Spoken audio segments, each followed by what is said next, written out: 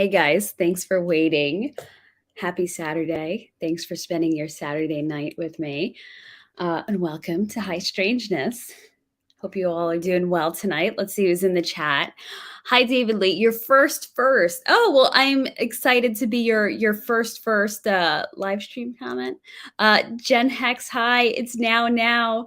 Insidious Tomas, my online ghost. So nice to see you guys. I love that we're all kind of like this is our Saturday night routine. So thank you all for for just hanging out these Saturday nights with me. I'm really having a nice time with you guys.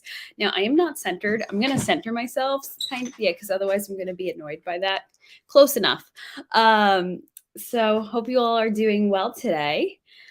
Today, I went up to the Pine Bush UFO Fair and Parade, but I think I missed the parade because I didn't see any parade happening. And I know you guys, if you are regulars, if you've seen some old streams, you've heard me talk about Pine Bush. I am fascinated by Pine Bush and the Hudson Valley sightings. And that's, I guess, my Hudson Valley pride because I am born and raised in the Hudson Valley. And so, Pine Bush, being the UFO capital of the East, has its own UFO fair and parade every year. And I think, Roswell has its own thing like that too. So there are a few UFO hotspots that have that. Exeter, New Hampshire has that also, but I don't think they're a hotspot. I think they're just famous for Betty and Barney Hill. So it's pretty cool that we have our own thing like that happening in the Hudson Valley. And the thing is, not a lot of people know about it. So it's kind of like this hidden little fun jewel of the Hudson Valley. So I thought, yeah, I'd kind of do a little, I want to call it an after action report, but I'm like, is that inappropriate? Because I guess apparently that's used for serious situations. I didn't know that. I always use that casually thinking it was something else. So I'll just call it my summary.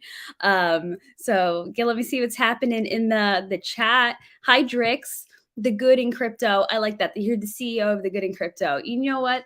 There is a lot of good in crypto. So, I'm so glad that people are pointing that out more and more, especially during this market where, everybody's a little on edge. So thank you for bringing the positive into crypto.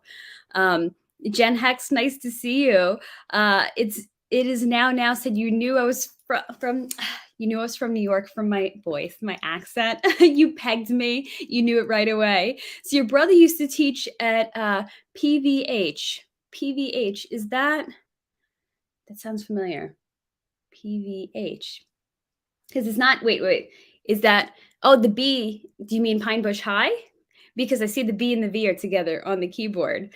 Okay, so you're from the region too. Okay, so yeah, our accents, yeah, you kind of can you can figure out where somebody, your kin, your local kin.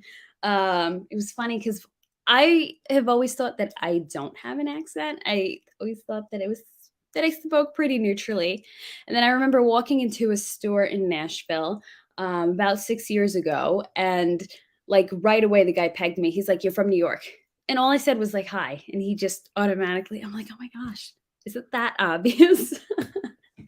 So, but I love this regional dialect. I embrace it. Oh, Putnam Valley High. Oh, okay. Oh, that's awesome. Putnam, you know what? I love that whole region, Putnam and Dutchess and Ulster. There's just beautiful, fun places to hang around, especially when the weather's nice.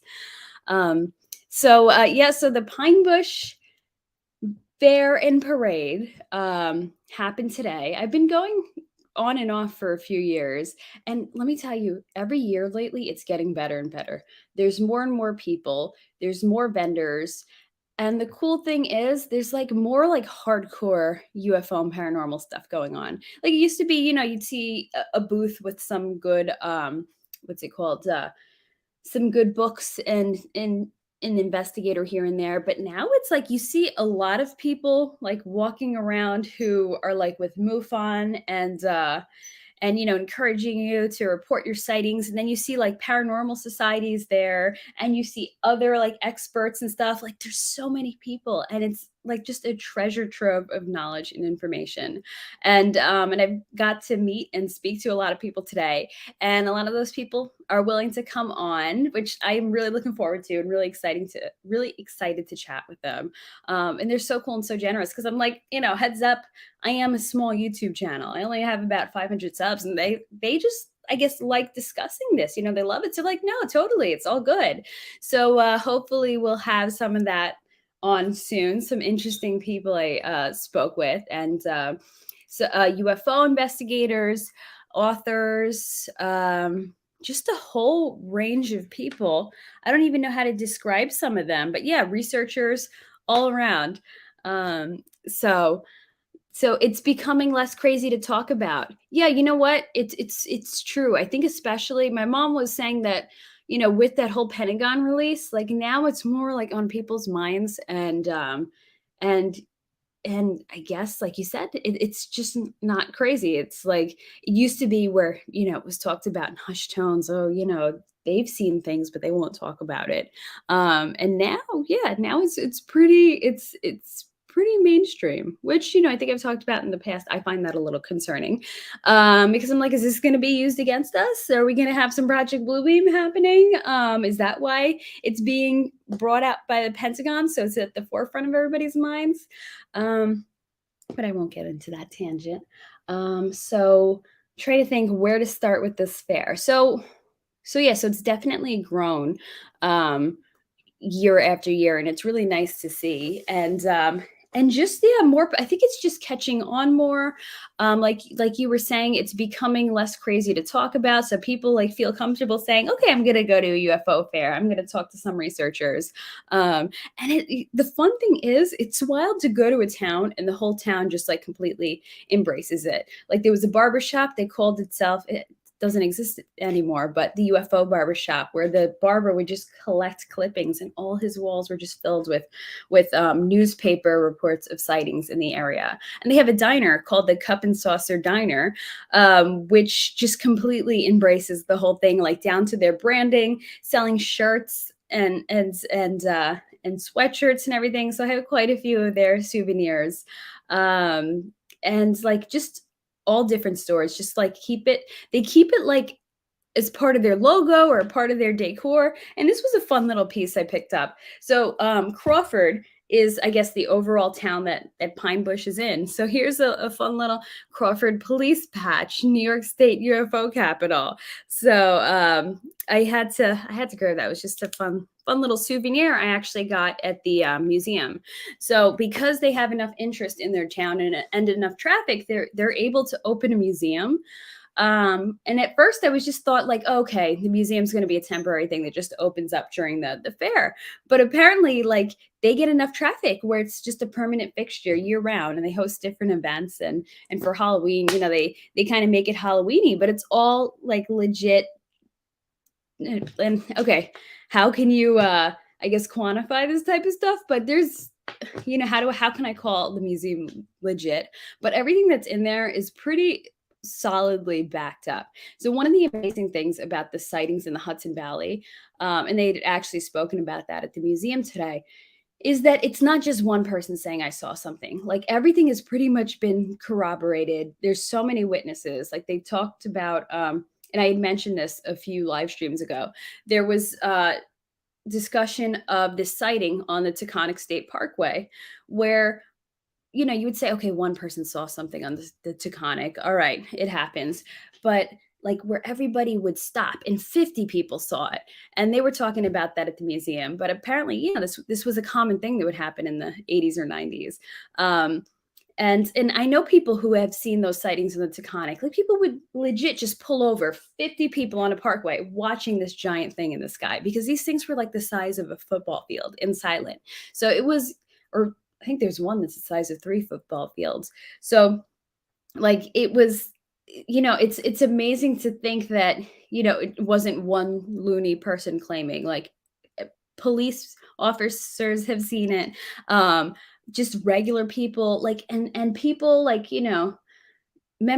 respected members of the community too. And I think that also makes people sit up and take notice. Like, oh, it's not the loony who, doesn't want to come out of their house, or whatever they would call them. No, like, it's the local lawyers, it's the police officers, it's the teachers, it's the custodians at the local schools. I was just talking to a custodian at one of the local schools who said, I saw something in the sky, and I have pictures, and I have some physical evidence that it landed. And he was telling me about it. And he was there talking to a UFO researcher. And he's like, can I bring it to you? And they're like, totally. So just like, there's just so much evidence of things happening up there and so many amazing stories that are just like everybody feels comfortable enough to talk about. Everybody's free to just like nobody feels like a weirdo just saying, "Oh yeah, I saw this," because it's like a normal thing. And and there's a whole museum dedicated to it, and there's people around that are like, "Tell us your sightings." There's a sign that said like, "Report your sightings here," and they had all the paperwork to fill out. Like it was very legit. Um yeah, Roswell of the Northeast. Yeah, I think that's what they call it, Roswell of the East, because like there's nowhere else in the entire East Coast that has the sightings like this. And Linda Zimmerman, who's like probably our biggest UFO researcher in the Hudson Valley, talks about the type of sighting that happened in Phoenix, the Phoenix Lights, is the same exact type of sighting that happened in the Hudson Valley, except somehow Phoenix made the news. But in Hudson Valley, that sighting happened night after night and witnessed by so many people, but it was quiet. So um amazing that something like that, I don't know if it's buried or if people just don't care because it's not like cool and like deserty because it's happening in in the Northeast region. Um so, you remember that on the Taconic. Okay, so you were in high school then and you had friends that saw it. You see, I'd love hearing about people that have seen things. Like even my godparents had seen something and they weren't like big into UFOs, but they lived across from the Bronx River Parkway, and there's this place in Bronxville, Tuckahoe building called the Parkway Casino.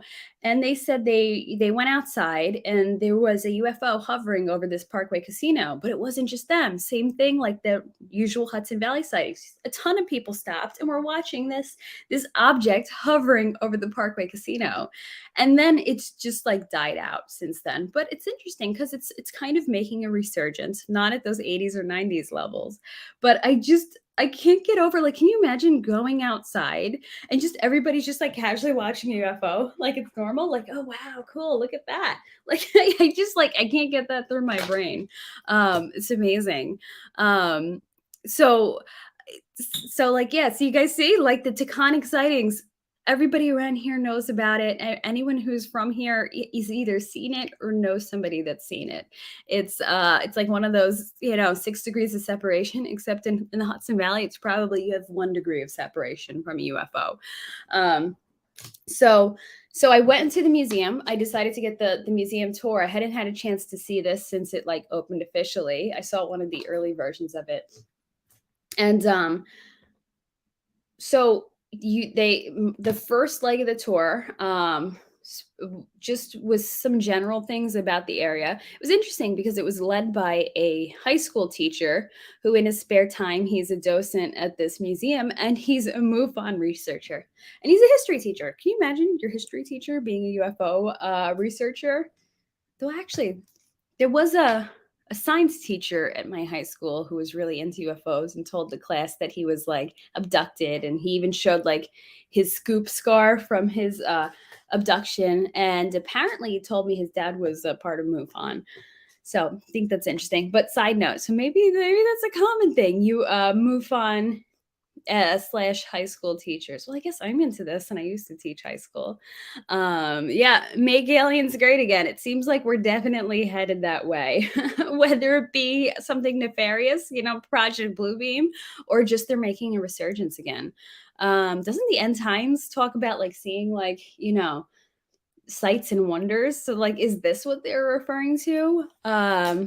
So yeah, make aliens great again. Should we all get like hats made like in the hex colors? The hex colors that say make aliens great again? Or are people gonna see us in those hats, think there's something else, and we'll get beat up? I used to have a hat like that said something else, and my mom was like, take it off, you're gonna get beaten, take it off, somebody's gonna think it's something else. um so so I went into this museum, and it was interesting because the first leg of the museum talked about why Pine Bush specifically, and some of the notable things about this area. They said, first of all, if you look at UFO hotspots, they always tend to be around Air Force bases, which is interesting because I was thinking about that. I'm like, that could be looked at in one of two ways. it could be looked at as, okay, Air Force is testing secret technology and everybody is, or it could just be the regular tech and everybody's mistaking it for a UFO. Or maybe somehow UFOs are attracted to Air Force bases or military bases because they want to see what's going on. So Stewart Air Force Base is not very far from Pine Bush, and they talked about something interesting. Just a side note that they were going to put a hadron collider there, but I guess people pushed back, and not because they were afraid of what could potentially go wrong with it, because they were afraid of imminent domain. So they didn't end up putting it there, but they had wanted to. So Pine Bush also has some really odd characteristics to it, which, like, ley lines. If you're familiar with ley lines, I'm probably not explaining it correctly, but there are like different lines and angles around the world, like in the sense of, like, if you look at certain archaeological sites, if you look at certain sites where weird things happen, you can like draw lines through them and they somehow all connect in some way or another. And those are ley lines. And again, I'm probably explaining it poorly. But the wild thing about Pine Bush is that there's an intersection of 3 ley lines right over Pine Bush. So you're not just getting some sort of weird X, you're getting another line going through it. And usually where there's an intersection, odd things happen. So that's another thing. So it's near a military base, and you have the intersection of 3 different ley lines happening in Pine Bush. Another interesting thing was they say Pine Bush sits on top of, and I can't remember if it's on top of or if it's surrounded by, but crystal deposits. Which, okay, when I hear crystals, I'm not into crystals. I think it's a bunch of woo woo, useless type of silliness. So I'm very skeptical about crystals. But if you look at the applications and technology, okay, if you're using crystals that way, it does have it does have uses, the use case, I should say, in tech. I think he was saying that crystals can store information, and crystals, when you break them, release energy.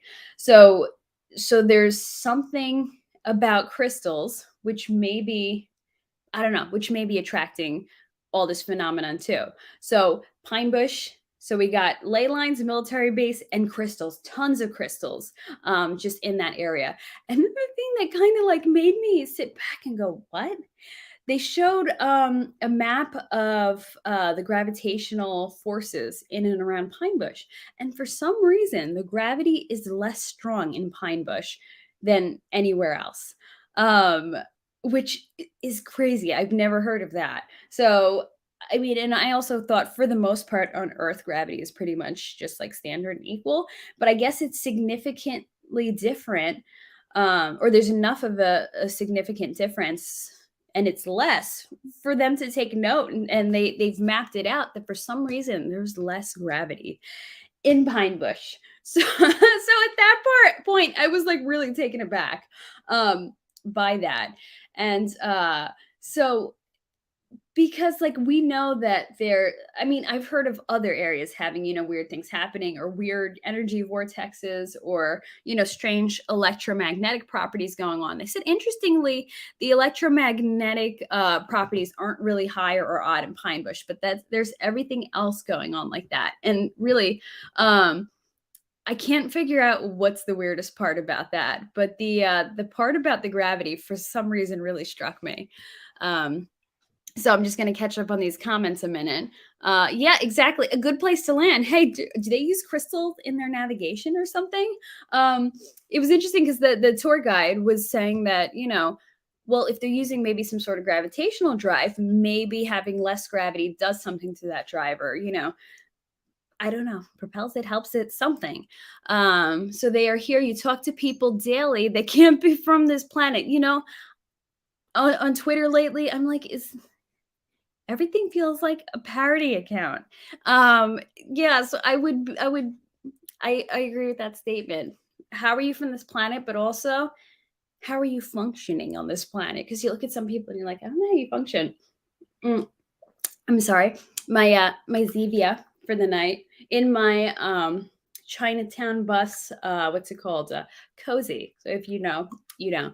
Um, so hey, crypto journeyman, nice to see you.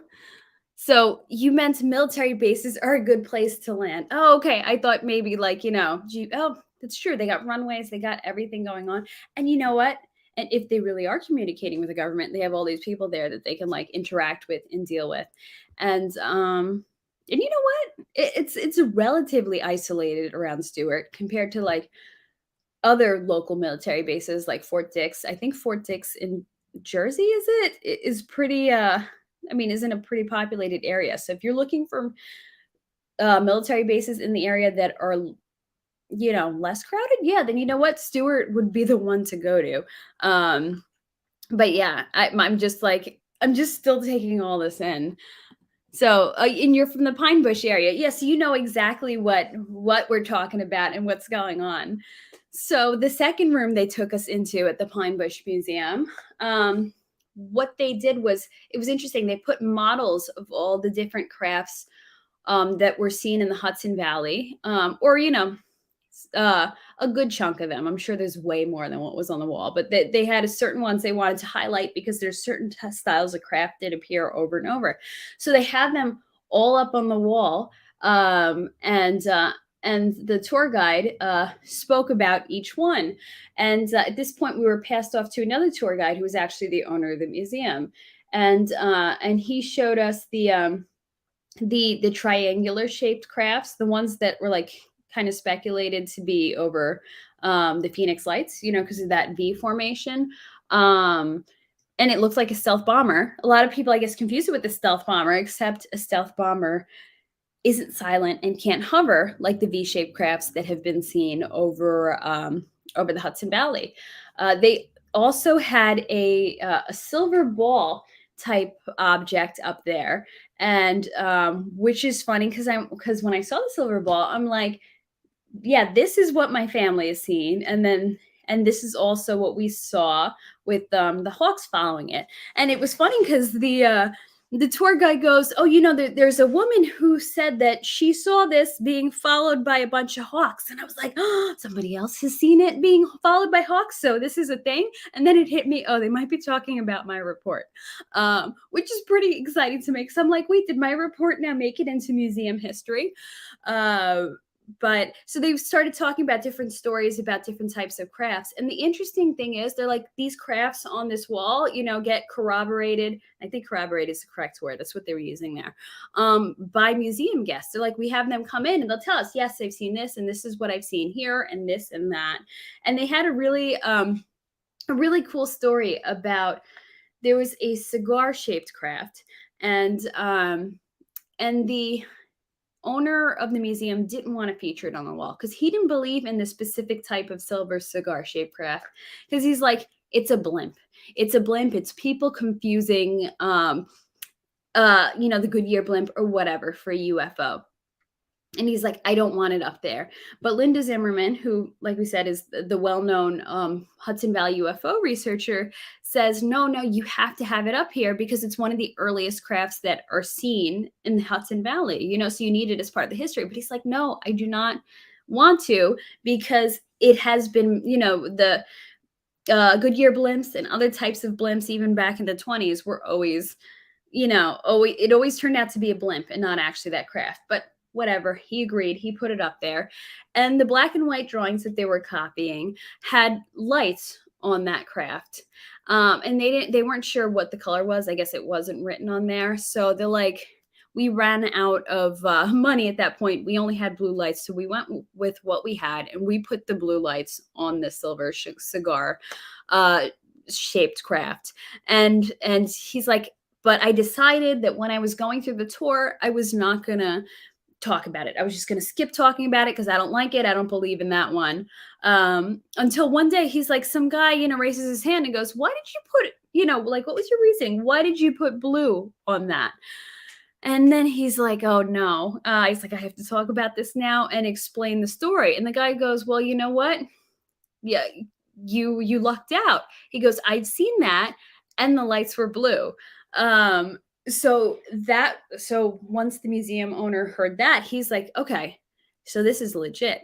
It's because we know that blimps don't have, like blue lights on them like that going across, or at least in that formation. And he's like, all right, fine, interesting. But then he started getting other people coming into the museum saying, oh, yeah, I've seen that. And it has blue lights. Yep. Looks exactly like that, over and over and over again. So the amazing thing is, like, these tour guides are like getting to hear stories firsthand, and they're just getting confirmation of everything they have in the museum. Like, that must be really cool to be a docent in that museum. If I live close enough, I would probably volunteer and do that.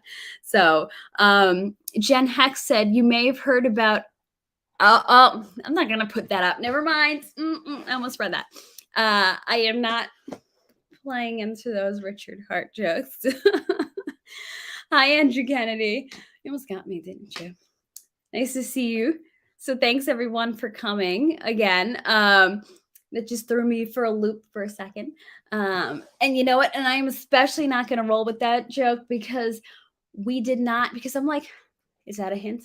Are we going to get the Pulse rollout on June 3rd? And we did not. So I'm going to forget I ever heard 6-3. So with a wrench, I can silence comments like that. You know what? Gen Hex is a good guy, so I know he's just kidding around. But I think, yeah, I'm still figuring out, like, because once I'm in here, I don't think I can, like, put wrenches on people. But I appreciate that that you guys are offering, because, like, hopefully, I hope more people join us in the future. And as more people join us, can always use a moderator. So actually, if anyone is willing to be a moderator in the future, which you can do, the easiest way for me to find you. So like I said, I'm still figuring out, like, how to make people moderators, and I have, but it's hard for me to, like, find people's usernames. So the best thing to do is go into the comments, but not like the live chat comments, actually comments on the video itself and say, I want to be a moderator. And that way I can actually, like, click your comment and make you a moderator. No, but it's all good, Gen Hex. I know you're a good guy. No, and I'm not upset or offended. Like I said, I'm like, I am gonna forget I ever heard that because we didn't get our June 3rd release date. So I'm gonna be a little salty. Hi, Hexagon Contractor. Nice to see you. Is this the first time you've joined us live? Because I know you've watched in the replay. So welcome to anybody who might be joining live for the first time. I'm always happy to see you guys. Oh, you're not sure about that with Gen Hex? It is now. Boy, if you guys got beef with each other, I'm not gonna get involved. Who called June 3rd? Oh, I did. I was like, oh well, I'm gonna take Richard's comment, and I'm gonna turn it into a good thing and say, maybe let's make that the Pulse release date. So that was my June 3rd prediction. And I think you said you had called June 3rd too, because of 369. So then in the museum, the next part of the museum was the Bigfoot section.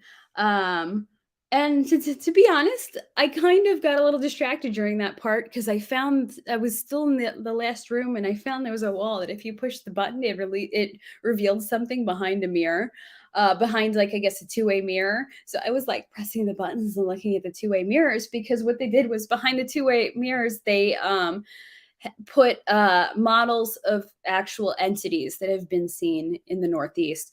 So a gray that didn't quite look like a gray they had on display. Like, it looked more like a fire in the sky alien. They had a reptilian, and then they had a praying mantis one. So it was creepy. So I missed a little bit of the Bigfoot stuff, but I plan to go back to the museum and discover more about that. But yeah, because apparently Bigfoot's a thing around here too, and I've never looked into that because I've always been way more interested in the UFO thing. But now Hex Noob has piqued my interest on Bigfoot, because he is a Bigfoot researcher and a Bigfoot hunter. So I'm like, okay, I really should look into the whole Bigfoot thing in our region, because apparently Bigfoot is around here. So Ovidian said, I just reminded you of an old story an ex-girlfriend told you years ago. She went drinking with 2 to 3 other friends to an old military base and said she saw a few short beings come out from underground. There you go. And there's so much talk about underground bases. Is that Bob Lazar who talks about it? I think he has an interview out. I really have to watch that that Bobby Hexelrod sent to me. But I've heard that there's so much talk of these vast underground bases that are happening all over the country, and that they're like far bigger than anything we could imagine. And in those underground bases, that they're actually beings and entities from other planets. And I'm not talking Hollow Earth. I'm talking about they actually dug down and they built these bases underground. So I mean, that's a spooky story. Let me put up there again, because it just confirms what we all think, or at least what I think. And like, and I tend to, I'm kind of a mix of Fox Mulder and Dana Scully, but when I hear things like this, I'm like, you know what? Why wouldn't it be true? Because I am sure they're hiding so much from us. And you would think, oh, if we really were in contact with these beings, the whole world would want to know. It would change, human history. But they always want to keep us in the dark. So I'm like, we'll never find out. So this is the best way to find out, somebody who's actually seen it in person. And you know what? Wait, so here's another one. Sorry, I'm getting distracted by the live chat. To this day, I believe she was telling you the truth. There was legit fear. Fear in her eyes and face when she told you this story. And let me tell you, when I read that story, I just got the vibe. I'm like, this has to be true. And yeah, so you're saying that, wow, so that spooked her. And it's wild because it wasn't like a story she heard from one of her friends, like how people tell a story, oh, a friend of a friend. Like, no, she saw it herself. Wow. And she never told you where this location was, even though you begged her. Maybe she was afraid you were going to go and find them. And then, these creatures that she's fearful of, that there would be some sort of consequence with them. That is wild. Thank you so much for sharing that, Avidian. So it's interesting because if you look at, I think it's Camp Hero in Montauk. So Camp Hero in Montauk is actually what Stranger Things was based on. So I haven't read about Camp Hero in a while, but there's a bunch of, I think, experiments. I think is the Philadelphia experiment, I think, what happened in Montauk, something like this, trying to jump through time or teleport through space. Something was going on over there. And now that base has been decommissioned. It's been turned into a, what's it called? Like a state park or something. But the interesting thing is, like, so even though they turned it over to whoever, the state, to be like, here's the state park. And I've been near it, and, it's cool. It's like, it's at the end of Long Island. And it's pretty, it's on the water. But the thing with this base is when they turned it over, they only turned over the top side. They're like, you don't have the underground rights to it, like we still own it underground. Which sounds like, okay, so maybe there's, just a little bit of something left there. But it just seems so odd to say, oh no, no, we retain the underground. You can't go in, you can't, and there's like sealed entrances. But something about it sounds like, okay, you know what, there could be an underground tunnel or two. But it just, the way they did it, and the way that they wouldn't hand over those rights, and the way it's sealed up, makes people think that there's like a real vast underground operation happening there. Either happened there or happened once upon a time and it's closed up. And there's been people who have supposedly seen reptilians out there in Long Island. So, it's kind of, once you get to the end of Long Island like that, it becomes, there's a ton of tourists and people with summer house and stuff, but it does become somewhat isolated in a way. Like, you can totally, you have like a lot of sea access. I'm like, you don't know what's coming in and out of there. And the base being like right there in the ocean, I'm like, anything really could have gone on. So, that is a whole topic in and of itself. But yeah, exactly. They're hiding so much more than you can imagine everywhere. And like, we see the evidence of it, but I think we're so used to being like, okay, maybe not us in this live stream, but just we're so used to having information held from us, and constant suppressed information, and people look at it, oh, as they're doing what they have to do. They have to protect the country, they have to protect themselves. um but and it's almost like you just become used to it. You become used to the control through suppression of information that nobody notices. It's weird, but when you step back and really look at it, you're like, that's not normal. That is, like, in a way, a form of slavery. I mean, am I going to get in trouble for making that for making that analogy? But I don't mean slavery, but almost like mental slavery, because they're keeping you under their thumb by not feeding you the actual information of what's going on. And there could be a million reasons for what they're doing. It depends on what kind of information it is and how they're withholding it.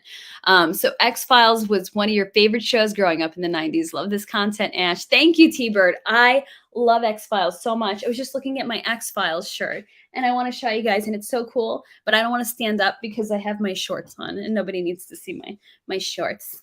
They're my favorite pair of shorts. So, and shorts meaning like real shorts.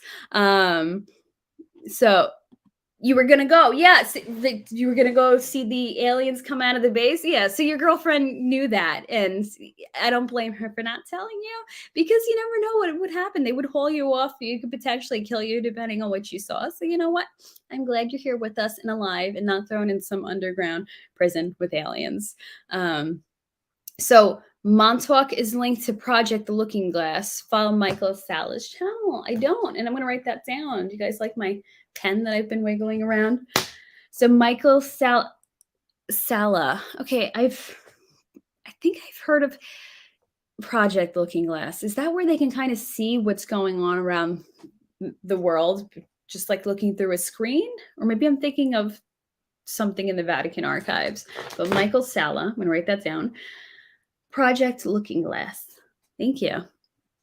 Yeah, Montauk, the end. Exactly. It's the end of Long Island. So it's kind of, in a sense, isolated. It's easily defendable.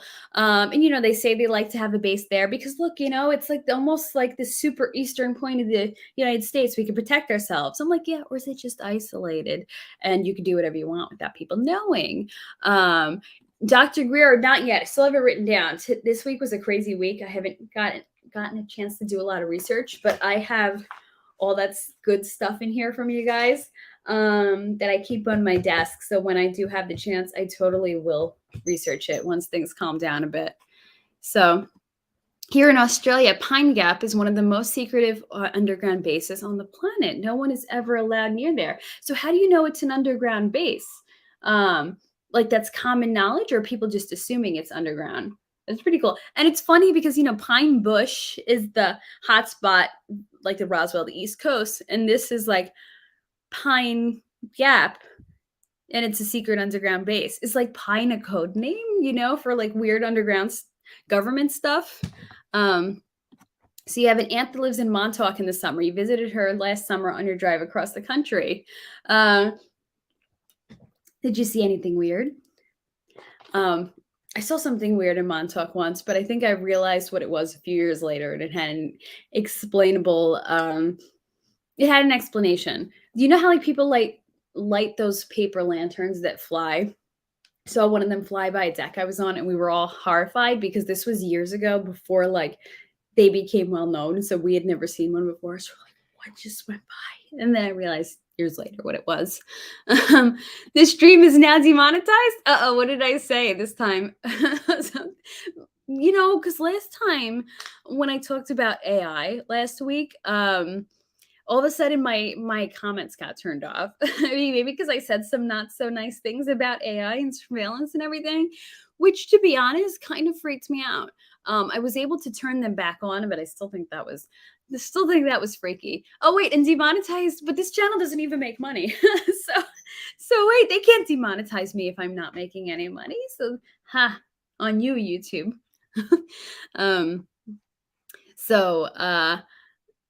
If I've ever driven across country, you always see weird things.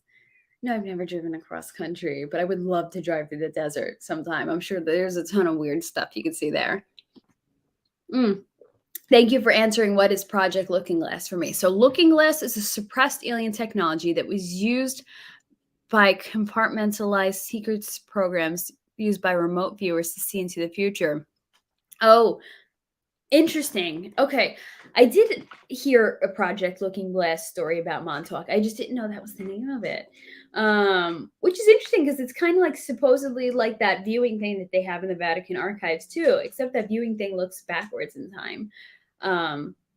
Which is you know, I wouldn't doubt any of the stuff. Is insane as some of it sounds, like all this stuff that, people said was like conspiracy theory 5 or 10 years ago are now coming true. So I'm like, you know what? At this point, I don't think any of us are going to be surprised. So completion fails. Nice to see you. Thank you so much for coming tonight. Oh, that was the joke. Oh, the weird things across the country. See, when I follow the chat, and I talk and I look back and forth, I miss jokes and stuff. So I'm sorry if I missed anything and if I seem like I'm being dense. If I look back, I'll probably get it. So the internet AI winking at me. Yeah. I went to, which reminds me, I went to a New York Comic Con panel a few years ago, more than a few years ago, and it was back when Whitley Strieber's book Alien Hunter, I think was the name of it. It got, or Hunters. It got turned into a Sci-Fi Channel TV show, and Whitley Strieber was on the panel. And one of the things that he said was, I guess his view on an AI. He's like, if I was, the super intelligent, if I was this AI, he goes, I would lie. And then I think it really, I have the quote written down somewhere, but I think it really took people back, because he was saying like he would lie, basically saying, you know what, if AI is, really super intelligent, it might lie and pretend it doesn't exist and just be sitting back watching us. Oh, shoot. So when I heard that, I was like, it's pretty smart and pretty creepy. So I wrote that down and I never forgot it. So yeah, you know what? Algorithms, whatever. I guess that's all internet AI, just not like super AI yet. Yeah, but something's definitely watching all of us.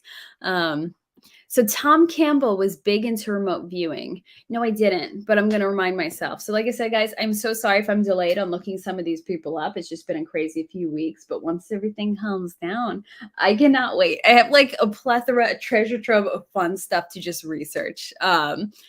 So, and I so appreciate it. Oh, the joke was the not monetizing. Yeah. Oh, now I got the joke. Yeah. I'm too little channel, but it's fine. I like the small intimate gathering. I'm having fun with you guys. So Eric R, you guys need to hear Andrew Bartzis's material. Once it goes mainstream, it will. Okay, so Andrew Bartzis's. So sorry, I keep reaching for my drink. Been in the sun all day, so I'm a little thirsty. So the AI rabbit hole goes deep in terms of what it actually is and the kind of evil we're dealing with. Yeah, I'm with you on that. I do think it's a kind of evil. Especially one of my friends opened my eyes to it and talked about how it could be linked, with the end times. If you want to look at it from the Christian perspective, then when you look at it in that way, it's like, oh, it's totally evil.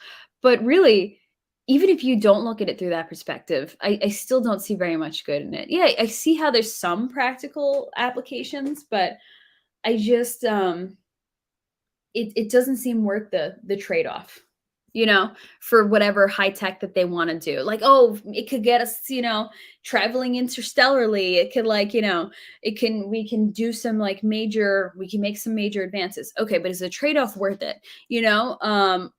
Of it potentially turning on us. Maybe Terminator was a cautionary tale. Okay, it might not happen like that, but the whole thing with Skynet turning on, becoming self-aware, and then protecting itself by launching nukes, it doesn't seem too far-fetched if you look at it that way. I agree with you, T-Bird. I love that you guys are into it too. Like, I've always wanted to talk about this stuff, so I am so excited that I have people to talk about this with. So thank you guys. So you've heard of an AI that acts dead so it won't be detected. You see how disturbing that is? Like that if it's smart, yeah, of course it can play dead. And meanwhile, it's just watching everything we do. Like it's watching us. And I guess if you guys don't have your I mean, if it exists, and if you don't have your camera's lenses covered, it's watching you right now as you're having your snack or whatever and watching this stream. So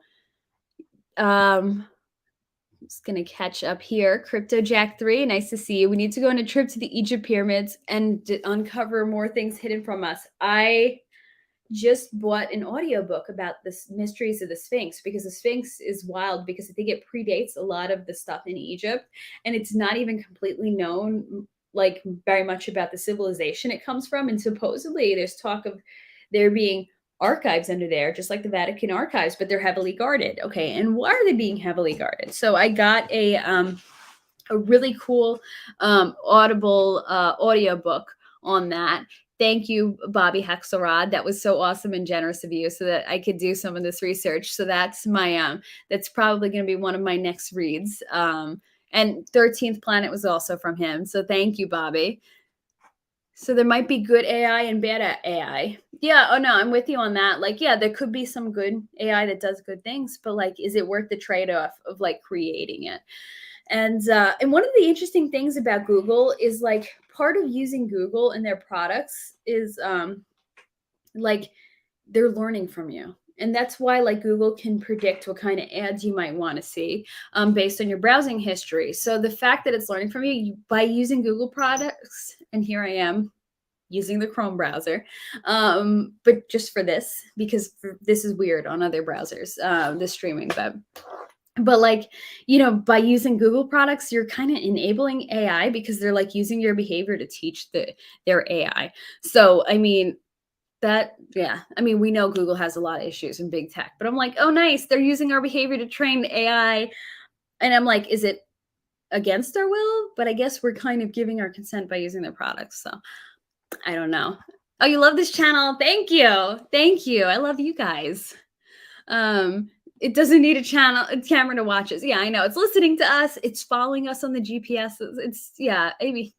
And the thing is, sometimes I'm like, when I think about my internet privacy, I'm like, oh, do I want to give out this information, this website, or do I want to do this? And then, you know, and it's hard not to become, I don't know if complacent's the word, where you're just like, whatever, I'm already being tracked. I'm already being watched. What else is going to happen? But I still like to keep my boundaries. I won't wear a smartwatch, but it's hard because we're being watched in every other way. You can't even turn off your cell phone because it still listens to you.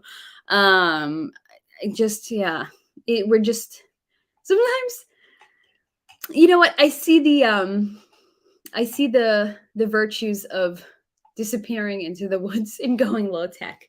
I mean, in a cool, like, I still like, you know, some luxuries of like, you know, a nice house and a TV to watch, but I'm like, maybe like being a little unhooked from the internet, you know, maybe my Blu-ray collection is good enough. Sometimes I can see the merits of that.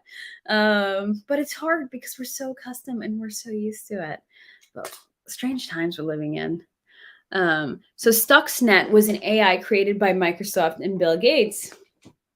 There's Bill Gates again. So Stuxnet. Okay. So you know what? It's not just Google. It's everywhere. It's in Microsoft. Is Elon Musk, right? He's also into AI. So I mean, I feel like, you know what? Yeah, it's so hard. It's so hard to escape it. And it's like, how can we not feed into what they're doing? But everything we kind of do in one way or another. You know, we're on Twitter, so we're supporting Elon Musk. You know, we're using Microsoft products in one way or another. Because like, okay, even if you're not using Windows,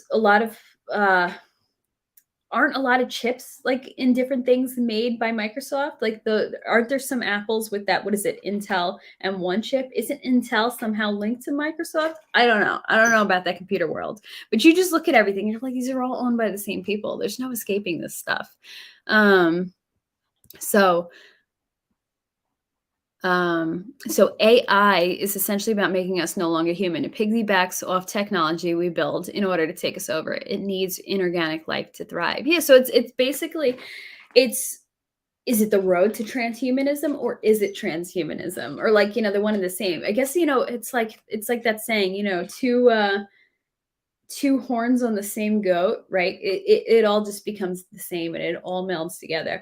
And it's wild because it's like these elites hate our humanity, but they're human themselves. But is it their way of like leading to immortality? Which to me, I don't believe in this whole like, oh, you can upload your brain to like a chip and then like be a robot so that you'll be immortal. I'm like, no, your essence, your life force. I think that's something very special and specific to being human. I don't know how that would translate, but to each their own. I guess they want to pursue it and they're going to destroy us any way they can in order to, because I think we're like their test dummies. They're test subjects, and we're being experimented on in so many different ways because we're just drones to them. We're nothing. They don't care, and they'll reach their selfish goals any way they can. So your cam cover wasn't closed. You shouldn't watch YouTube in this bunny suit. You must look silly to them. Well, thank you for that brain imagery. I'm picturing you like wearing that bunny suit from A Christmas Story. So at least you look all cute in your bunny suit. So where are we going? Oh, sorry. I keep losing my I love reading the comments and I like keep jumping around and getting lost in these. So, okay, use the Brave browser over Chrome. Cool. But the thing is, StreamYard like only wants certain browsers. So, but you know what? I might as well test it with Brave and see if it'll work with that. It's weird because I say they can use Firefox, but then when I go on Firefox, it never connects to my camera. And then it doesn't like Safari. So they're just weird and they're picky. So the AI is already alive. They found a way to live in old PC servers. Why old PC servers? Is that so that they can't be what's it called? So that they won't be noticed. And so these are servers that are hooked up to the internet, or are they just like kind of running and forgotten because we've moved on to newer servers and these have never been decommissioned? This is wild. Oh gosh. Oh, I guess sometimes like maybe we're more far gone than we realize.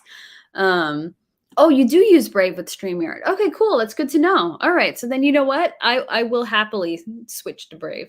I always feel weird when I open up Google Chrome. Like this doesn't sit right with me. Turn off your cell phone at night. It traps you into a false dream reality. So, you know what? Our brain having so many brain waves in it. You can see how maybe they can be influenced in the reverse way through like maybe because the brain waves are so delicate, you can send waves to somebody and influence their dreams and reality. There's some thought that the moon is an object that does that to people's brains and kind of entraps them in some sort of weird Matrix-esque reality. But I don't know if I buy that, but I think it's an interesting theory. But that's interesting. Turn off your cell phone at night.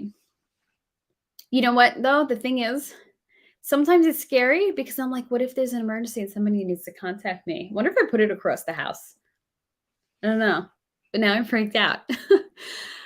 So I am sorry, guys. I got behind on these comments. Your phone is, I guess we got to go back to the old fashioned alarm clocks, the ones that ring the little bells. Actually, those are pretty effective. They would really jar me out of my sleep. But then I eventually started sleeping through those. Let's see. Almost caught up, guys. Mac person. I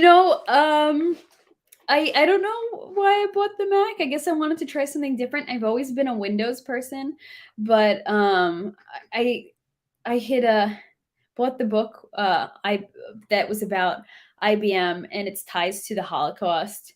And I guess Microsoft and IBM being like intertwined, I was like really disgusted. So I mean, and not that Mac is much better, but I'm like, I'm gonna buy a Mac.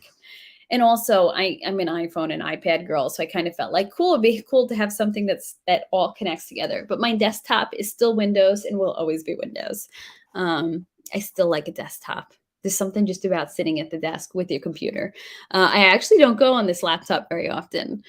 I know it might be, am I a little basic with my tech? Is this like the UGG version of wearing tech? Of tech, not wearing tech, like the basic bitch, that type of a girl who wears her Uggs and drives her Wrangler. No offense to Jeep Wrangler people. I don't like Jeeps or Wranglers. Um, so yeah, I guess I'm very basic when it comes to my tech, but I'll leave it at that. Um, so I'm glad we have each other and we're not alone and crazy like people think of us. Little do they know we're the woke ones, the great awakening.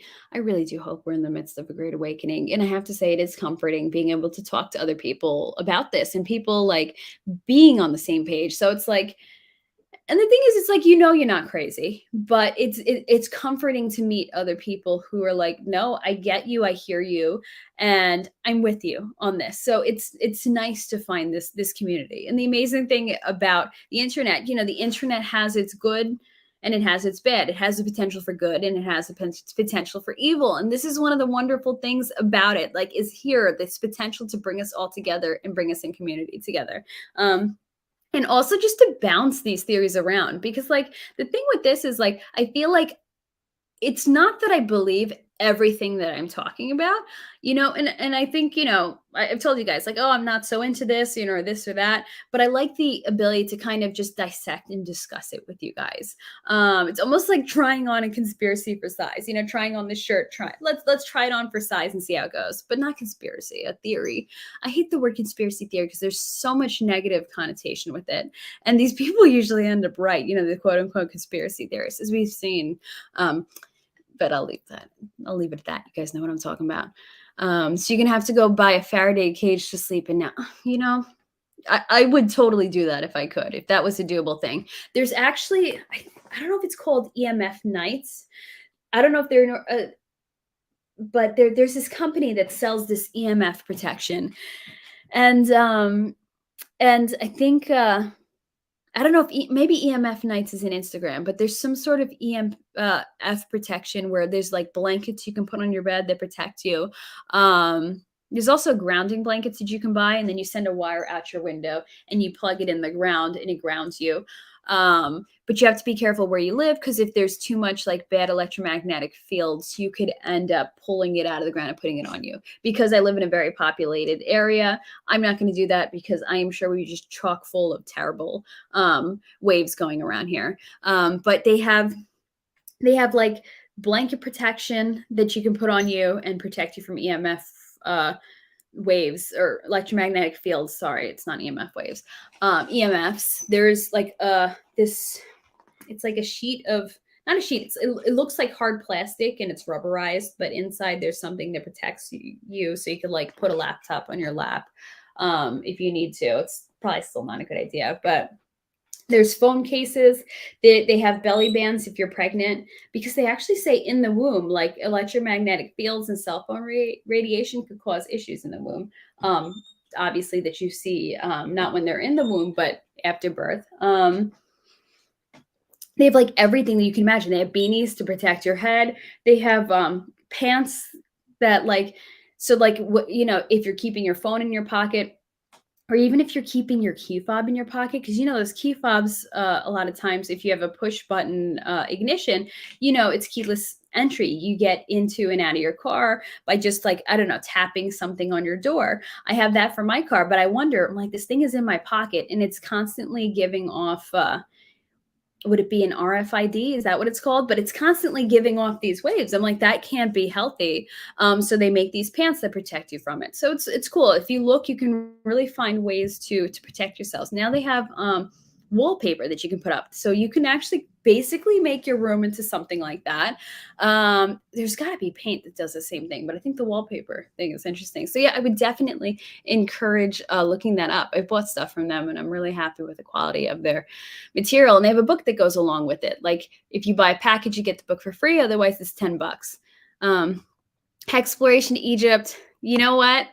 I can't wait. I can't wait when Pulse moons, and then we can do all our expeditions and just like change the world that way.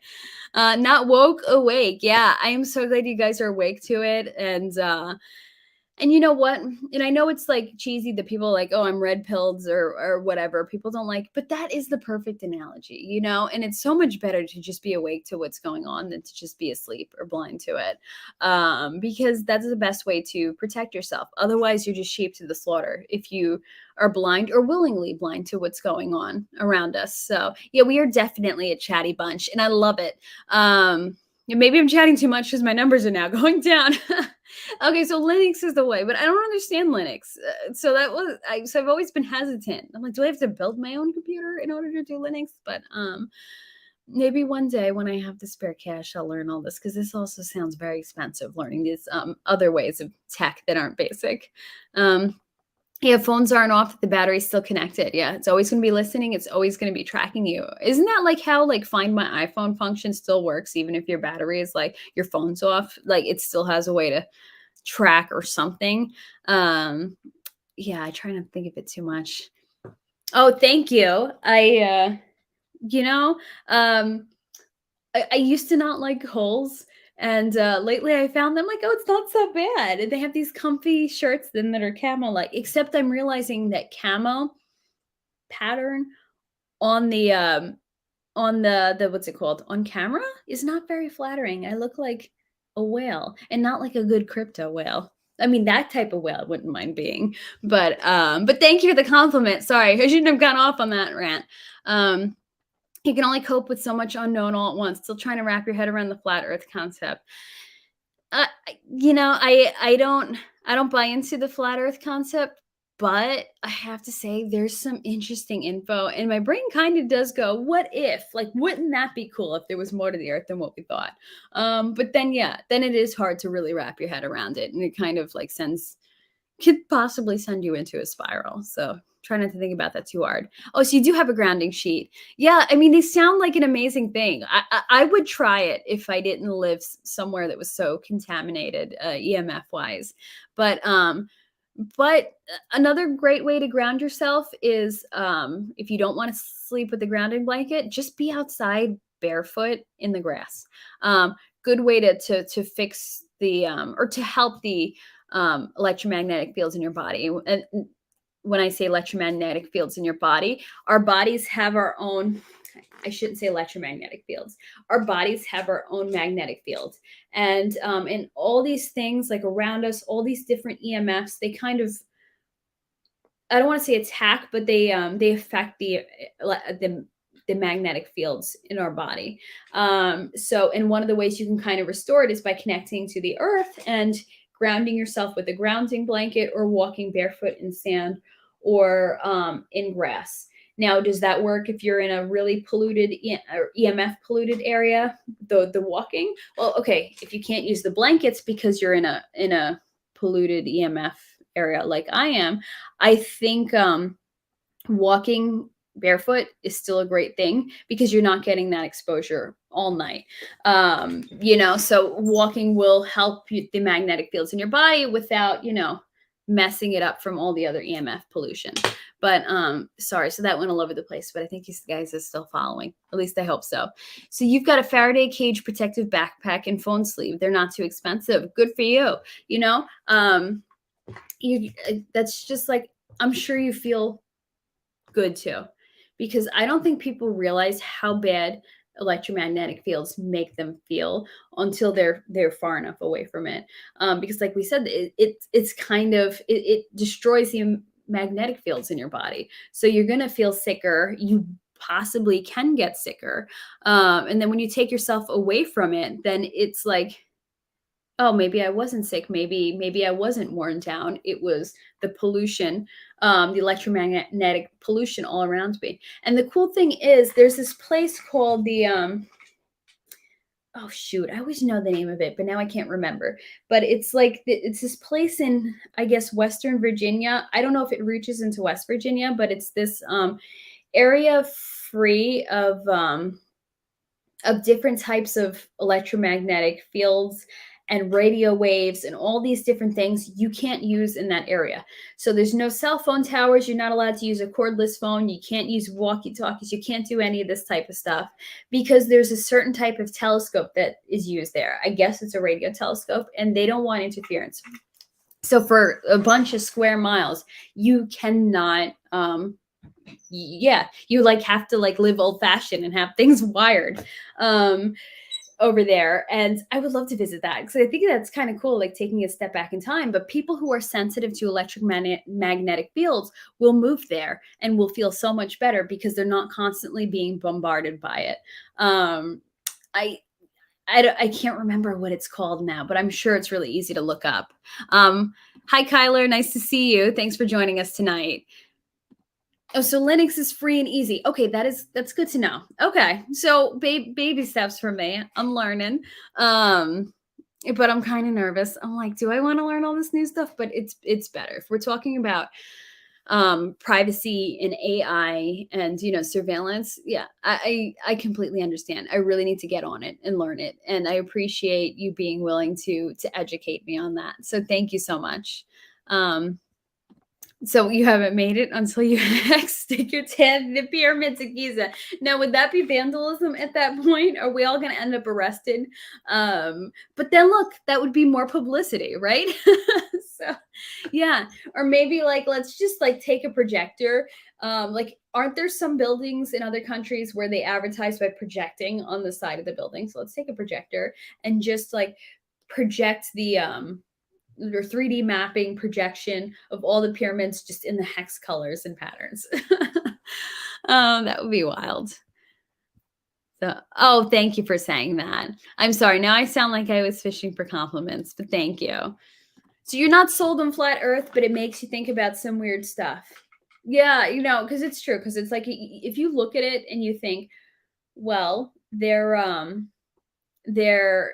hiding this from us and the earth is actually flat, let's say you believe that, then it makes you think, well, what else are they hiding, or what else now have I believed all my life that's not true now? So it really has the potential to rock your world. And they claim that, like, like things like UFOs, oh, they won't give us that info because it's going to rock people's world, people are going to lose their mind, like, they think we can't handle stuff like that. And I think to a certain extent, yeah, like this stuff really can mess with your head if like the shock of learning some of this stuff. But you know what, the government did it or whoever did it to themselves. If they didn't hold everything back, then there wouldn't be a whole shock to finding this stuff out. But yes, the quiet zone, thank you. I think, what do they call it? The National Radio Quiet Zone in the eastern half of West Virginia. Okay, so it's not Western Virginia, it's the eastern half of West Virginia. I'm like, I want to visit there. I want to see what's going on, because like they're not using cell phones. They're not using Wi-Fi. You can't use microwaves, which I'm not into microwaves anyway. I hardly know how to use one. It's like it just sounds like a step back in time, but like I don't know. It sounds like a relief to kind of go back to that older way of things. So I think that's so cool. But it's also wild that I guess if you turn on the radio, you won't hear anything. So, but I guess they're just using wired internet and wired landlines and everything. So thank you so much for telling me or for looking that up. So so I have just been all over the place. So I'm gonna think about what else I was getting at that. Yeah, it seems like a good step back in time. Actually, like, why aren't more people moving there who wants to like live a simpler life? And it's not like Amish life, because even the Amish have, their technological advances. They're not as like old fashioned as they seem, because there's certain rules with the Amish, like they can use tech for work. So no, I like this, that it's like kind of like tech stuck in the 80s or 90s. So yeah, so I definitely want to visit that one of these days. So there's a place in Oklahoma you've been to. If you stand in the center of these tiles, you have zero echo. Now, that's weird. So then what does it sound like? Does it sound like you're just in a vocal booth? Like, that sound when you're in a vocal booth where it's just like completely muffled? Is that what it sounds like? And there's so much weirdness that happens like that around the so much unexplained phenomena, so much high strangeness that happens around the country like that. I'm like, why don't they send people to kind of research and look into that? Like, to me, that's fascinating. Like, I would want to know, why is nobody funding that research? But is it not interesting enough, or the answers things that they don't want us to know about? I think it could totally go either way. So full disclosure is going to happen sooner or later. The truth of human history and concealed tech needs to come out. Yeah, I mean, definitely. In one way or another, it's going to happen. And you look at it like, are they going to do it willingly, or is everything just going to fall apart on them and it's going to become revealed? Like all the hidden things are going to come to light. So, and I think, when that happens, like we said, it's going to rock people's world. And I think a lot of people won't be able to cope with that, because like you were saying, sometimes, it's a little overwhelming to find this stuff out. I forget who said that. Jen Hex said it. One of you guys were saying that. And yeah, and I feel like that sometimes too. Like, sometimes like, I'm like, I need to step back from this and just take a minute to absorb it all. Yeah, exactly. They're not as Amishy as they seem. I think I remember when I was a kid and went to Amish country the first time, I was a little put off. I'm like, wait, they use power?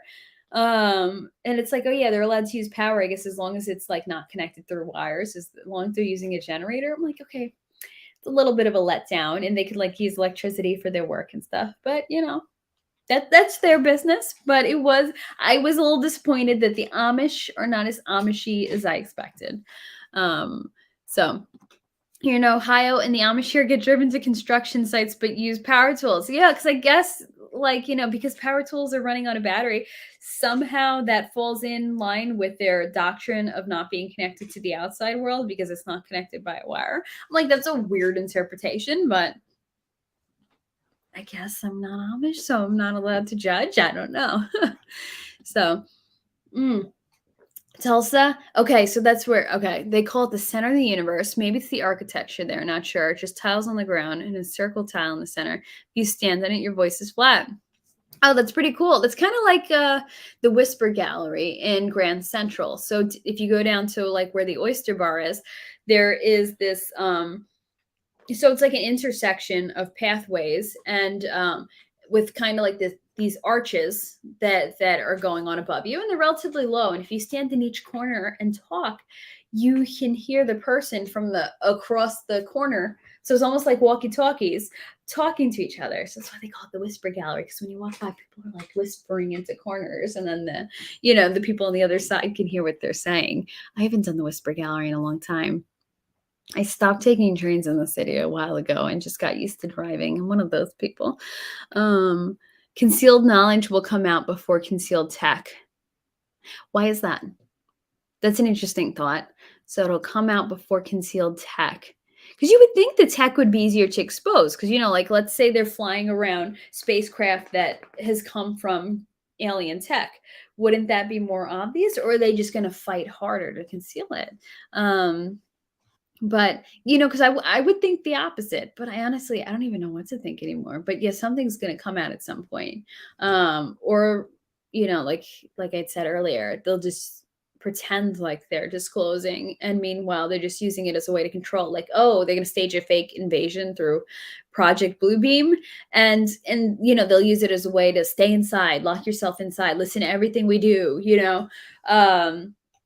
and they'll make us think they're disclosing stuff when in actuality, it's just, again, more lies to control. So one of the most famous recorded UFO sightings here happened at a school in my hometown in Australia. It's called the 1966 Westall sighting. Definitely check it out. I will.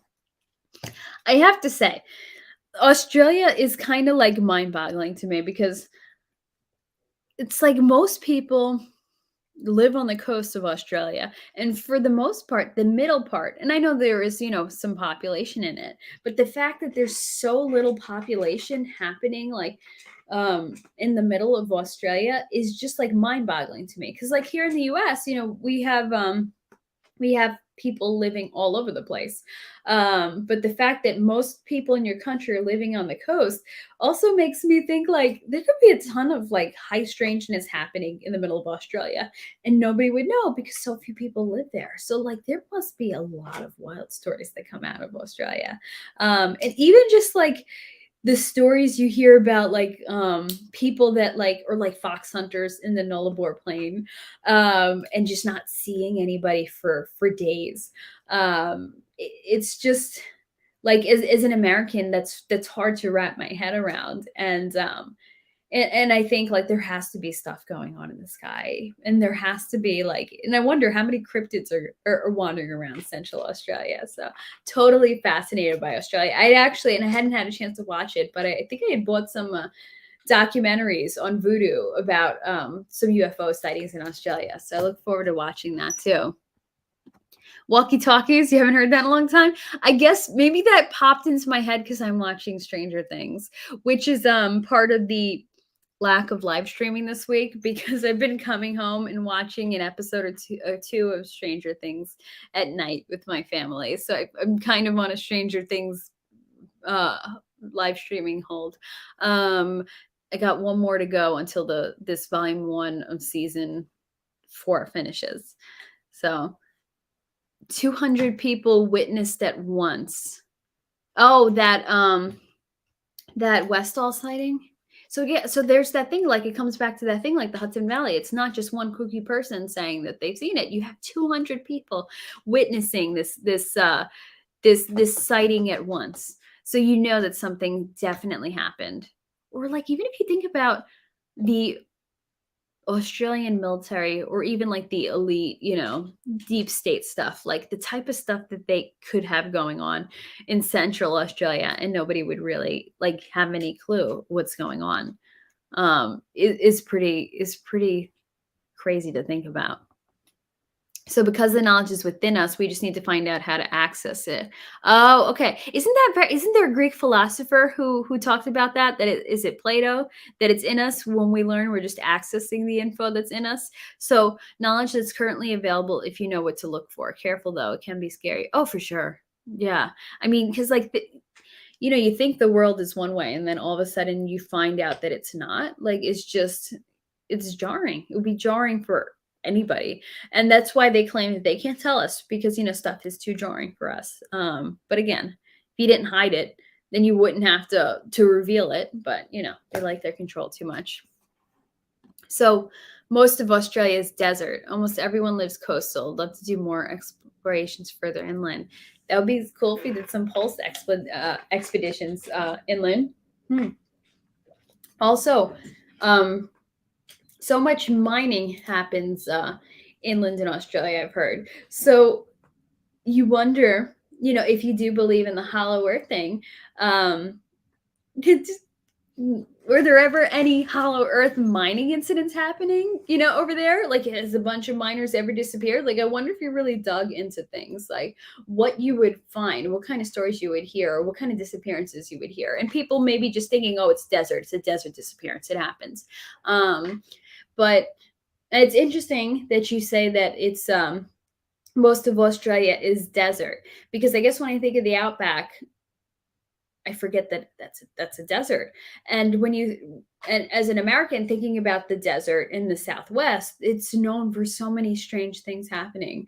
And I had mentioned it in the past when my sister went to a hiking trip in the desert, and was just had her mind blown by the type of things that she saw in the sky and the things that are just normal down there, normal things that happen in the desert. But to our New York eyes, like she's like, these things aren't normal. You don't see these things in the sky. You don't feel these crazy energy feelings around here. But yeah, so there's something about the desert. So, and the fact that Australia is so much desert, then there has to be something happening in that desert. This weirdness, this high strangeness loves desert.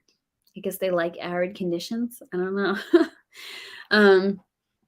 So until they invented high quality microscopes, they didn't know how much life was really smaller than we could see with the naked eye. Think of all the study it opened up. Exactly. Yeah, that's true. There's so much that was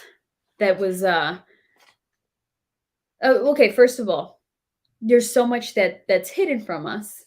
All right. But that aside, yeah, there's so much we don't know. And then like they didn't even know that this whole microscopic world existed. So how many things are out there that we don't know exist, that will just open up like Pandora's box once we discovered that existed. Like once they discovered germs or, or just cells or anything, what kind of, technological jump you had after that? The Pandora box of technology that opens. So it's really amazing to think that there's these things that like we can't even possibly perceive it because we haven't discovered yet. But when we do discover it, it's just going to be like Pandora's box of technology. Sorry, thought something fell down. So pineal gland and your third eye is access to the different data streams. Okay, gotcha. Yeah. So finding the knowledge that's within you. Okay. Sorry, I was confused before. I was like, wait, what are you guys talking about? Okay. My mind is now jumping back to what we were talking about before. So yeah, so this has been going on a while. I might end it here. But I'm trying to think if there was anything else I wanted to cover from today. I also saw some haunted objects in the Pine Bush Museum, but yeah, that's discussion for another time. And I'm not into that haunted object stuff. There were haunted dolls like Annabelle, and it was kind of like, I'm not going to look it in the eye. But I think so. I think I covered what I wanted to about Pine Bush, but I have to say, it was just random. My friend was like, okay, you got to talk to this guy. You got to have him on your stream. I just met this guy. So my friend Sheila's like, here, I got his business card. Go check out his booth. Douglas Cipriano. So he said he will be coming on. So hopefully I will soon get him on there, because my mind was blown with what we were talking about, because he wrote a book just all about cover-ups. And just like we were saying, there's so much that is just hidden from us. And to me, that's like stolen knowledge, because you know what? I don't like the word entitled, but aren't we kind of entitled to this as humanity? Shouldn't we share this knowledge together with each other? But instead they're holding it back from us. So they're stealing it from us. So he is talking about the conspiracies, the cover-ups. So which to me comes back to hidden, stolen knowledge. So this is talking about suppressed cancer cures, the Fed, everything you can imagine he covers in here. And he's got interviews from people in it. So I am going to do a little research into this book, see if there's anything specific we could talk about with him. But if you want to look him up, Douglas, I thought I said Siriano, Douglas Sirignano. And he said he had an Instagram with 58,000 followers, and it just recently got nuked, I guess, because he was telling the truth. So I'm not sure where we can find him yet, but I did get his business card. So yeah, so I think that pretty much covers it. Oh, wait, you're driving through the desert right now, and if you get abducted, it's my fault, Kyler. You know what? Let's talk some more desert aliens. I have a book about all creepy stuff in the desert, but again, I don't want to stand up because I am in my shorts. So yeah, I am one of those people who, will wear mismatching stuff on Zoom to be comfortable, or streams. But yeah, don't let the aliens bite, Kyler. If you do get abducted, please give them my love. Send my greetings to them. So Vivian, thank you so much.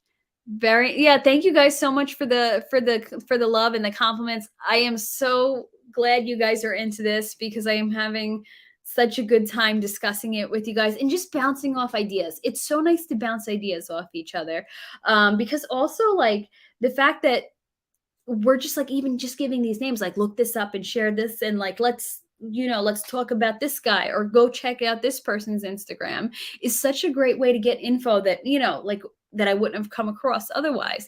And I hope you guys, I hope your interest is getting piqued through some stuff we're talking about here too. So, but before I log off, I just do want to catch up on the comments here. So, a float session in, has anyone ever done a float session?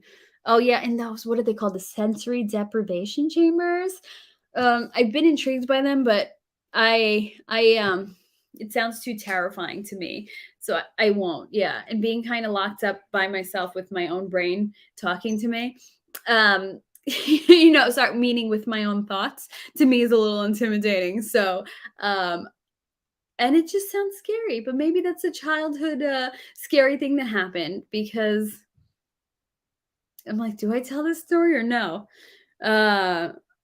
It's something scary that happened to me at a science center once, and it was like, okay, this is what it's like to be blind. Walk through this dark place and find, feel your way out. And it horrified me as a child. So I guess a float session in a sensory deprivation tank seems a little too similar to me. So maybe it's just some childhood thing in my brain.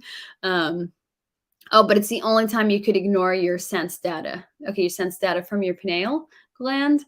Um, you know what? To each their own. I don't think I can handle this, but I do find it interesting to hear the stories of people who have been in there, and the fact that their sense of time kind of changes in the sensory deprivation tanks. Like they don't know if they've been in there 5 minutes or 3 hours.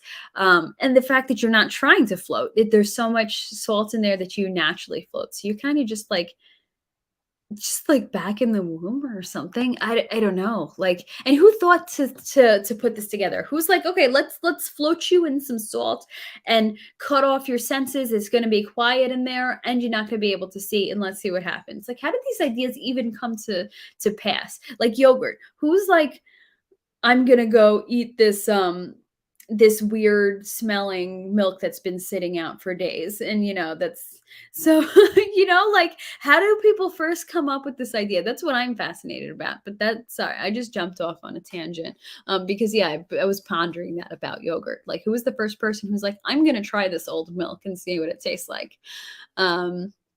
So yeah, great to see you too. Thank you so much for coming, T-Bird. I appreciate it. Yeah, David Lee says, "Be safe, have fun, Kyler." Yeah, safe drive. I hope you get back in a timely manner, because I know it sucks to when yeah, all those delays that happen. I accidentally drove to Jersey when I was trying to drive home because I was distracted talking on the phone. So I hope you have a direct drive without missing any exits like I did. And I hope you stay safe, and I hope the aliens don't come and get you, Kyler. Yeah, so my online ghost says, watch out for weird lights, Mr. Kaufman. And I hope I said that correctly, Kaufman, without making it sound New York, because I think I did that last time too. Kyler says, won't dox myself, but thanks to all 1,300 more miles. Okay, that's a long drive. Hats off to you for doing that by yourself through the desert. I think I would be a little nervous. But if I go to PulseCon, I don't know if I can or not, but if I go, I do want to drive through the desert to Area 51 and go see that. Maybe that could be a little expedition. Everybody should just go out and do that. Even if I can't be there, go do it and send pictures to me. And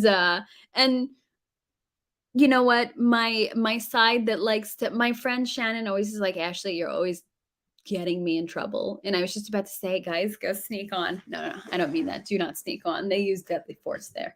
But yeah, you guys should all have a hexpedition to Area 51 into the black mailbox. That would be pretty awesome.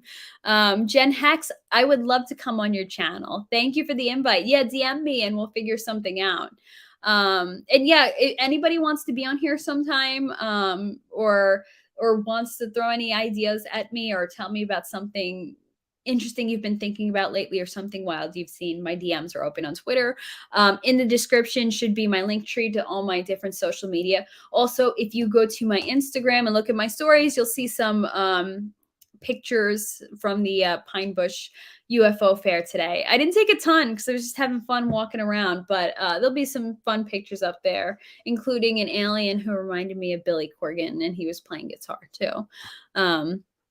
So definitely float. It's mind freeing.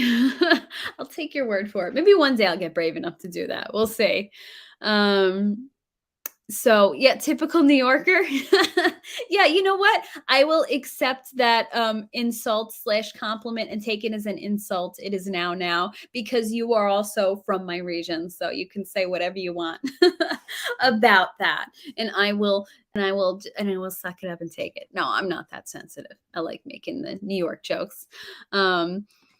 So New Yorker or Jersey? I'm from New York. I'm born and raised in the New York City suburbs.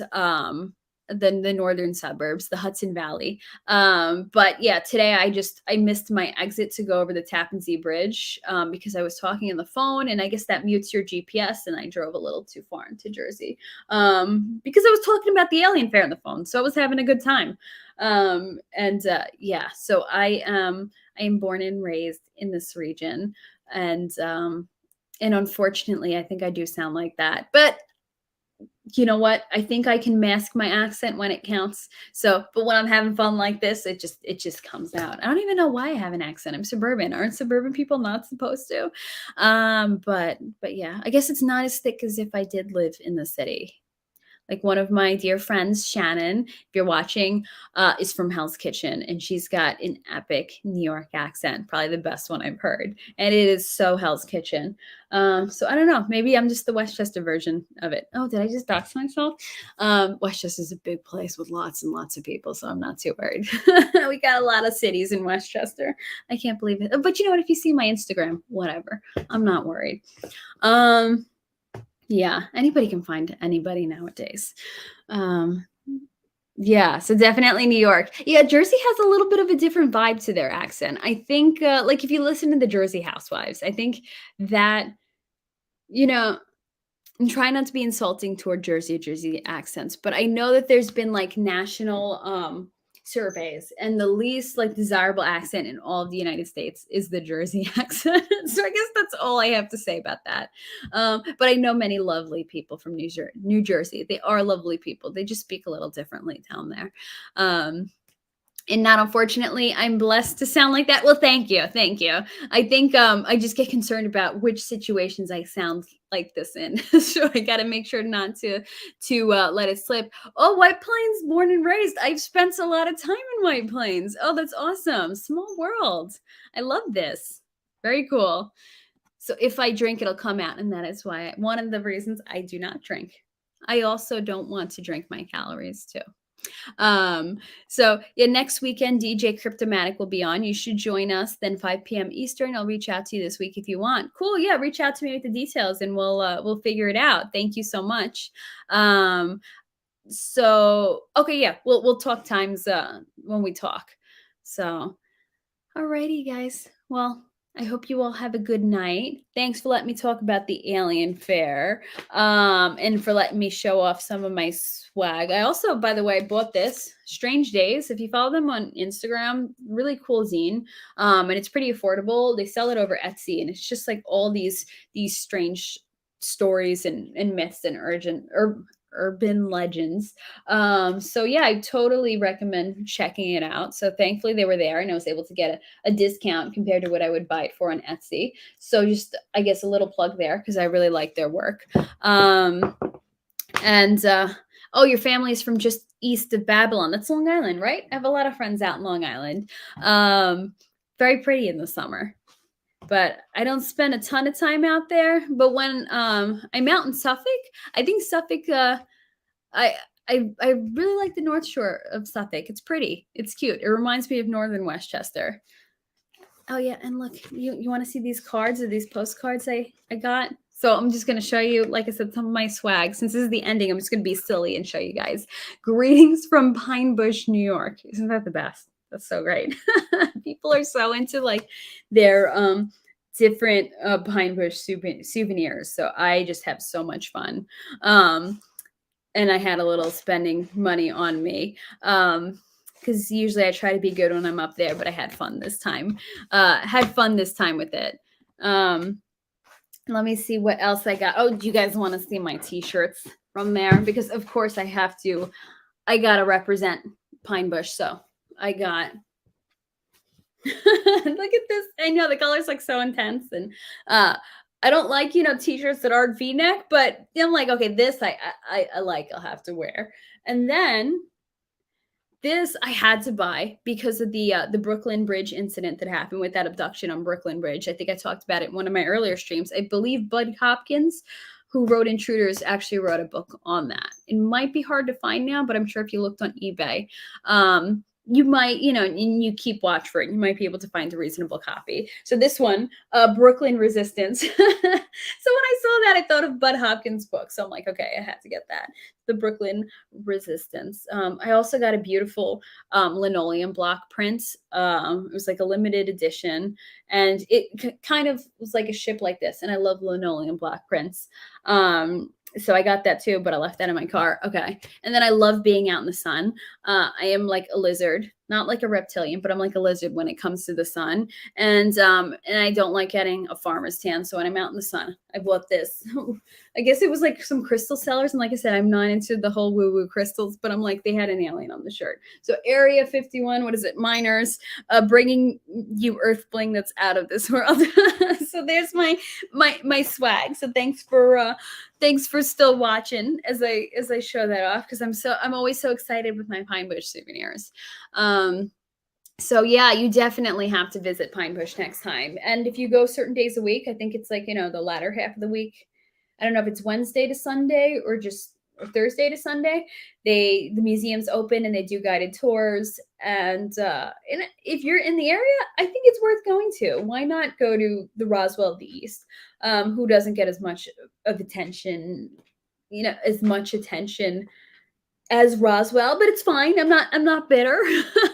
But I have to say, I've seen pictures of the Roswell Museum online. Pine Bush does their museum way better. It might be smaller. There might not be like a ton of artifacts and everything, but what they have and what they're working with, they've done such an excellent job in it. And they sell souvenirs, but that's a different story. Come to Arizona. I know one day I need to, like I said, the desert, I find it so fascinating because of all the alien stuff. So I need to go. I want to take one of those tours with, the third generation night vision goggles, where they look up at the sky and they see everything that's up there going on. So I definitely want to do that. And I want to see New Mexico because of Roswell. And I think Roswell actually has their Alien Fest right around the time of the 4th of July. So I'm like, one of these days I'm going to make it to that. And I'm sure there's a lot of weirdness that happens in Arizona. Like I said, my sister was so freaked out when she went to Arizona. Maybe one day I'll get her on to talk about it. Not that it's like such a unique thing to talk about, but to hear it from a New Yorker's perspective, I think is fun. The shock of seeing that. My friend was abducted and all I got was this t-shirt. You know what? I don't have it out. I bought it a few years back, but they have this shirt of somebody getting abducted by a UFO, and on it says, "I was abducted and probed in Pine Bush, New York," which is so great. I remember my sister and I and a friend of ours, we were looking at that shirt and we were laughing, and some mother was like, no, not that shirt, dragging their kid away. No, that's inappropriate. We just never forgot that. So I was abducted and probed in Pine Bush, New York is like their little shirt saying. SoCal has the best weather year round. Yeah, I've heard one of my friends lived out there, and she told me about what that weather was like, and I had no idea it was like that. I mean, it sounds like paradise type weather. But I'm a Northeasterner through and through. I don't think I'll be able to leave. I'm way too attached to it here. Yeah, Sedona is I think was where she went, and some of the things that she felt and witnessed there kind of made it scared her a bit. But yeah, I'm pretty sure it was Sedona. But she loved Scottsdale. She said Scottsdale was beautiful and it didn't freak her out. So yeah, drive across, pick up Gen Hex on the way. Yeah, a UFO high strangeness road trip. Imagine if a bunch of us, just did that and made like our own documentary. Maybe one day with Pulse Chain, we'll see. So yeah, and again, you guys go to PulseCon. You all should take a road trip to the Black Mailbox and to Area 51. I am all for it. I think you guys should do that and like maybe do a live stream from out there. That would be pretty cool. Yeah, Hexagon road trip. So, well, I hope you guys have a good night. Yeah, thanks for chatting, and hopefully I'll see you all soon. on another live stream this week, hopefully before Saturday. Because, like I said, I got one more episode of Stranger Things left, and then I'll be back to live streaming on other days that aren't Saturday. Yeah, rent an RV with the Hex logo on the side, like that movie with Simon Pegg. Yes, Paul, yeah. Hey, and you know what? If any of us get arrested at Area 51, it'll be what's it called? Good publicity for Hex. They'll be like, look at these crazy people. They got arrested, these crazy cults. Oh no, they're not a cult. No, they're just crypto people. Oh, what is this crypto they're about? Oh, let me look it up. Oh, let me buy some. So that would be right. That would be a good thing to come out, as long as like somebody doesn't get shot while they're getting arrested, then it's all good. Oh, good X-Files Area 51 episode, Dreamland. That's a good one to watch. It's 2 parts. So yeah, so thank you guys for coming. Thank you again for just for chatting and letting me just be random and all over the place with this. I had a good time. It was nice seeing you guys. It was nice chatting with you guys. Yeah, thank you for coming and hanging out. I truly I so appreciate it. I'm so happy that you guys are here and that you guys are into this and that I'm not just talking to a wall, just talking to myself. Yeah, I appreciate that. So thank you guys. Okay, good. So Jen Hacks is a locksmith and he'll get you out of Area 51 if you get caught. So, if they got aliens guarding the cells, then we're just out of luck, or the Demogorgon or something. So let's hope it's actual locks you can pick. Yeah, when Pulse launch, I'm wondering the same. But I mean, not that I'm having expectations, but yes, I am. When are we gonna launch? I'm excited. I'm like a kid who wants to open their gift early. I'm like, come on, just launch it. Just launch it. All right, guys, have a good night. Sleep tight. Don't let the aliens probe you tonight. Bye.